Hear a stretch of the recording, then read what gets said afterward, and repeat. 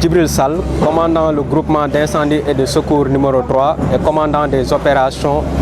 de secours. Alors, les secours du groupement d'incendie et de secours numéro 3, notamment la caserne de Kaolack,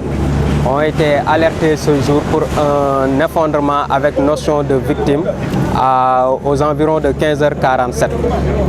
Sur les lieux, moins de 10 minutes après l'alerte,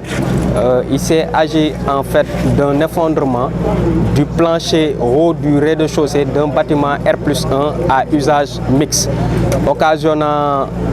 5 victimes, dont malheureusement un corps sans vie, 2 blessés graves et 2 blessés légers qui ont été extraits et évacués. À l'heure où nous parlons, si vous remarquez en arrière-plan, les opérations se poursuivent. Il s'agit en fait des opérations de déblai avec les moyens lourds pour permettre d'être sûr qu'à l'issue de notre passage, le bâtiment ne représentera plus de menaces, aussi bien pour le voisinage, mais également pour les personnes qui passeront à côté de ce bâtiment. Sur les moyens utilisés par les sapeurs-pompiers? Alors, dans le cadre de cette intervention,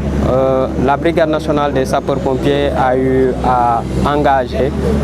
près de 50 gradés et sapeurs, parmi lesquels on peut distinguer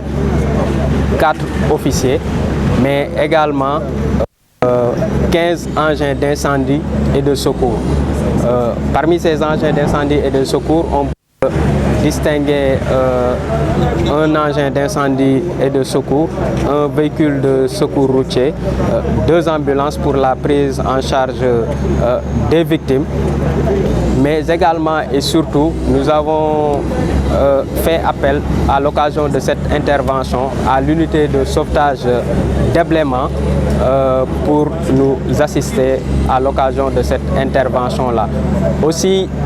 vous avez eu à le remarquer, nous avons le génie militaire qui est engagé avec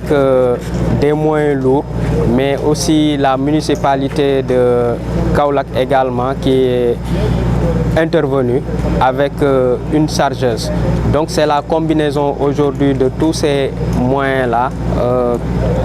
qui nous permettent de mener à bien cette intervention-là qui va se poursuivre, comme j'ai eu à le dire tantôt, de sorte à ce qu'après notre passage, qu'on soit sûr qu'il n'y a plus de danger, mais également qu'on soit sûr également qu'il n'y a plus de victimes à l'intérieur des décombres.